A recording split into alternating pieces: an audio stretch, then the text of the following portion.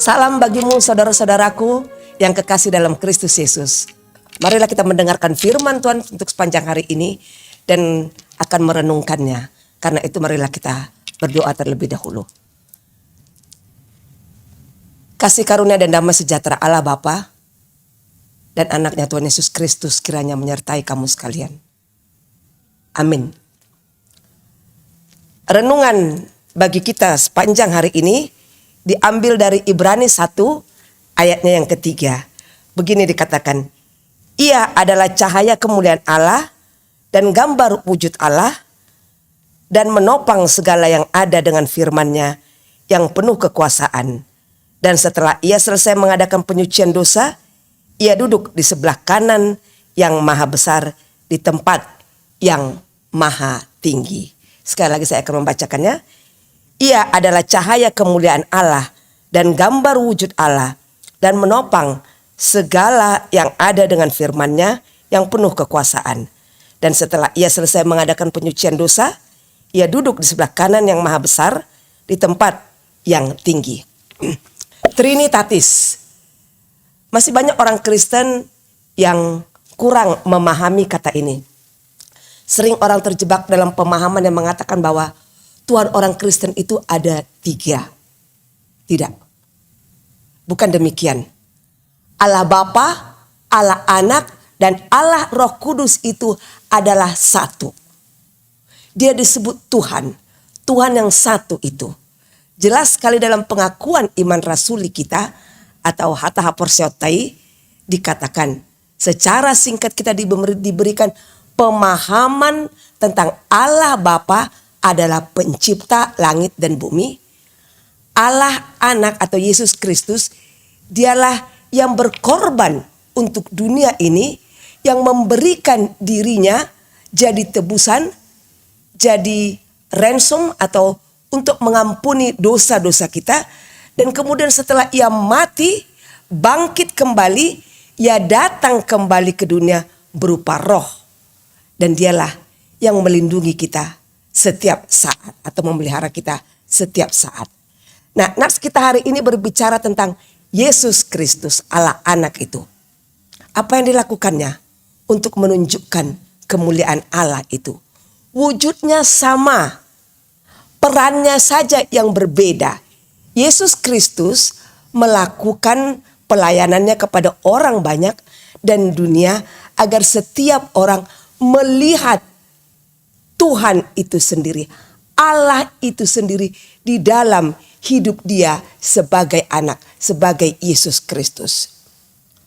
Manusia tidak lagi hanya melihat dia sebagai manusia yang lemah,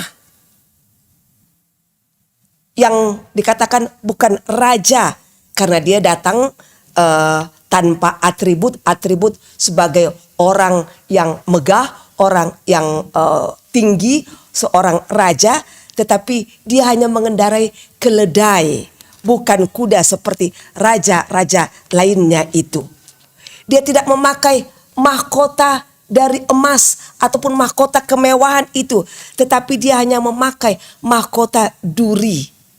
Di mana mahkota itu pun sudah menancap kulit kepalanya sehingga darah bercucuran di sana.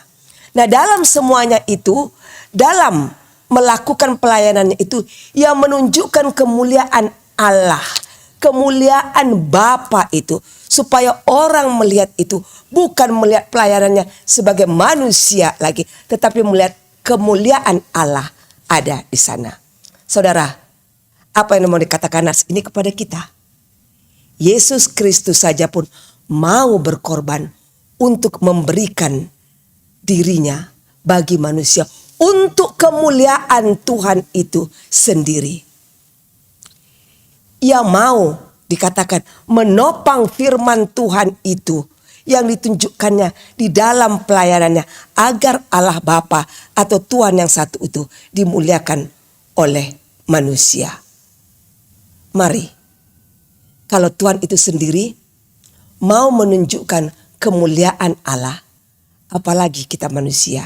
Marilah kita pun datang dan mempercayai firman Tuhan agar kemuliaan Tuhan itu semakin terpancar dan dapat kita rasakan. Dan dapat juga dirasakan tidak hanya untuk diri kita sendiri saja, tetapi dirasakan oleh banyak orang. Amin. Kita berdoa. Terpujilah Engkau Allah Bapa, Anak, dan Roh Kudus. Karena kami semakin memahami Engkau adalah satu ya Tuhan. Engkau datang ke dunia ini sebagai manusia, mengorbankan dirimu untuk kemuliaan-Mu. Biarlah kami memahaminya ya Tuhan, bahwa hanya Engkaulah Allah yang mampu melakukan hal tersebut. Kami hanyalah manusia yang biasa saja. Kami mau meneladani pelayanan-pelayanan-Mu ya Tuhan. Karena itu berilah hati yang bersih bagi kami. Hati yang dapat melihat kasih-Mu yang begitu besar bagi dunia dan seluruh manusia. Dan biarlah kasih-Mu itu juga ya Tuhan mengalir kepada kami, sehingga kami boleh saling mengasihi. Dan dengan kami mengasihi, kami juga sudah memuliakan Engkau. Terima kasih ya Tuhan. Kalau Engkau masih terus memberikan kesempatan bagi kami untuk hidup, untuk dapat melakukan pekerjaan kami masing-masing.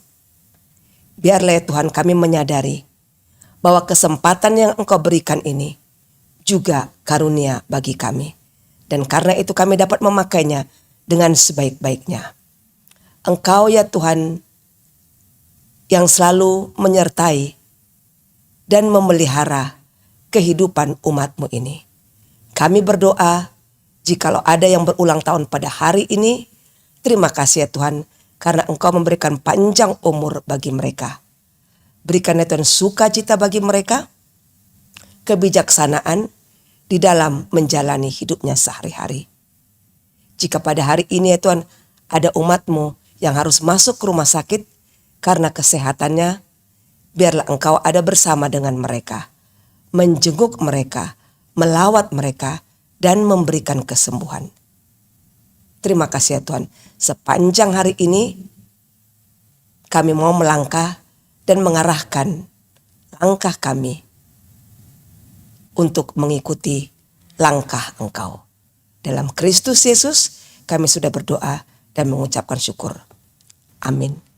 Anugerah Tuhan kita Yesus Kristus, kasih setia Allah Bapa, dan persekutuan dengan Roh Kudus kiranya menyertai kamu sekalian. Amin. Saudara-saudariku, marilah kita beraktivitas sepanjang hari ini dan ingatlah bahwa Tuhanlah yang hendak kita muliakan di dalam hidup kita ini. Shalom, Horas, Horas.